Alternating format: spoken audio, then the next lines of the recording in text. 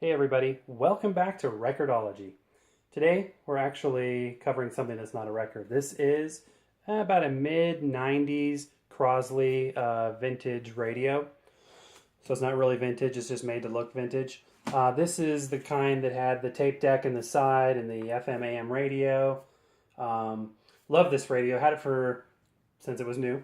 And I thought that I would do something kind of interesting to this. I think it would be really neat to think of this vintage radio as a time machine. And I remember once my dad told me, wouldn't it be cool if you turned on an old radio and you got old radio sounds coming out of it? And I thought, yeah, that would be very, very cool. So how could we do that? So I thought possibly we could rewire this a little bit. Now I know you can get new ones today that have an aux input, but what's the fun in that when you can tear stuff apart, right? So here's what I did. I'm going to show you the back. Obviously, I took the back panel off. There's the inside of this. This unit had the tape player. I'm going to turn it like this so you can see. There's a tape door right there. I'll turn it like this so you can see the outside. Kind of explain what I did. So I had this thought. I could probably take the tape mechanism out. So that's what I did. It was right here. And it was a very basic, you pop the tape in and it starts playing automatically type of a tape player.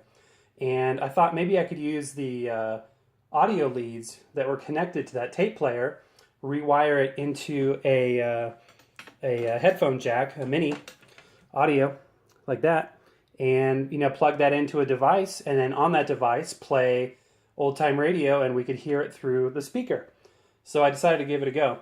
And again, I am no electrical engineer, so I wasn't exactly sure how to go about it. I did find that there was one simple wire harness connected to the circuit board there, and from there was looks like 6 leads coming out of there.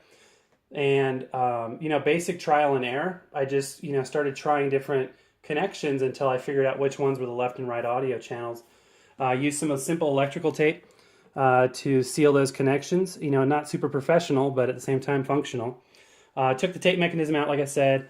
I put a little nail, U-shaped nail in there to hold the wire harness in there, and yeah, I just took an old headphone jack or an old auxiliary cable that I didn't need, and I kept this end, clipped off the other end, and then connected the left and right channel audio cables or wires to the appropriate leads in the wiring harness there. So I wasn't sure if it would work, and it doesn't sound, perfect, but it works, and it definitely sounds like you'd imagine old-time radio sounding. So for the speed of things, I'm not going to put the back panel on now, but I'm going to demonstrate it for you.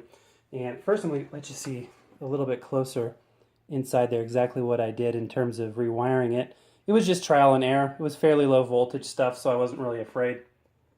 And that's that. So let's turn it back around like that so it looks all pretty.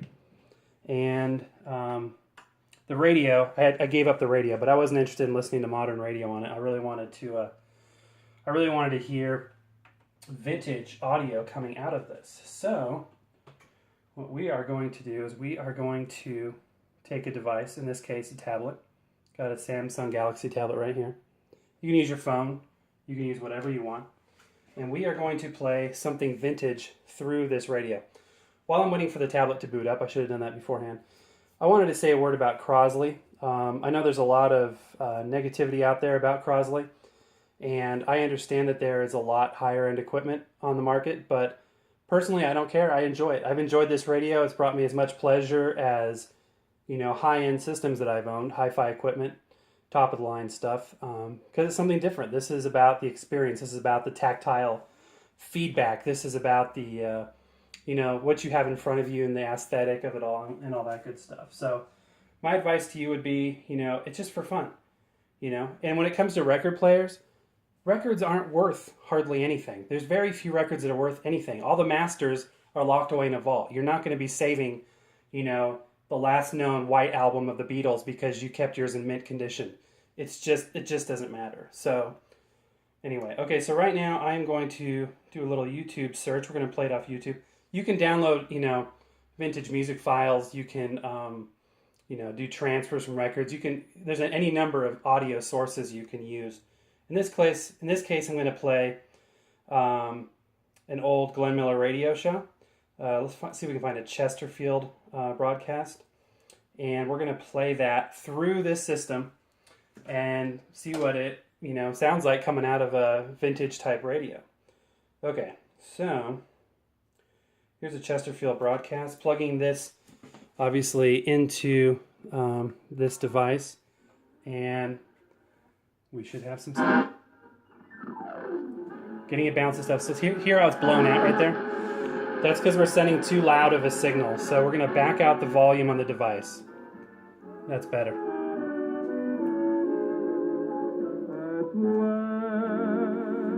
And as you can hear, we got vintage radio coming through a vintage radio. What's really interesting is when you hear the announcers. So let's skip to the end here and see if we can catch some announcers on there.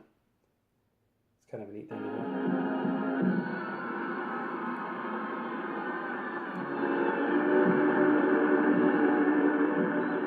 And that brings us to curtain time on tonight's Moonlight Serenade. We'll be back tomorrow, same time. And in the meantime, remember to get your card ready for Thursday night's voting. The address, Chesterfield, Box 21, New York City. Now, there's just one more thing. You know, everybody that smokes Chesterfield likes them. This is Mel Allen saying goodnight for Chesterfield. This is the Columbia Broadcasting System. WRVA, Richmond, Virginia. There you go, just like the original deal there. So that's kind of a fun way to enjoy vintage broadcasts. There's a lot of material out there of vintage radio and broadcasts that have been recorded. Almost everything was retained on transcription discs. And so it's all out there. I want to say thank you to everybody who's watching this. I appreciate the time you're giving in watching this show and the other videos we have on here. Don't forget to check out our playlist section on the channel page. There's some recommended videos there that aren't from me. They are some vintage films about how records are made. Very fascinating stuff. Definitely recommend you watching those. Share this with your friends and family if you liked what you saw and heard. I would really appreciate that. Really looking for any organic growth we can get. Very much appreciated. And if you haven't done so already, definitely subscribe to the channel. You'll get notifications when we post something new. So, happy record hunting, in this case, radio hunting, and we'll see you next time.